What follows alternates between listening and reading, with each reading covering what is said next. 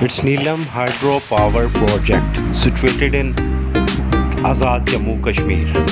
It's first port which comes into the way of Kashmir. When you are entering after Muzaffarabad into the Neelam Valley, the first place you see is Neelam hydro power project.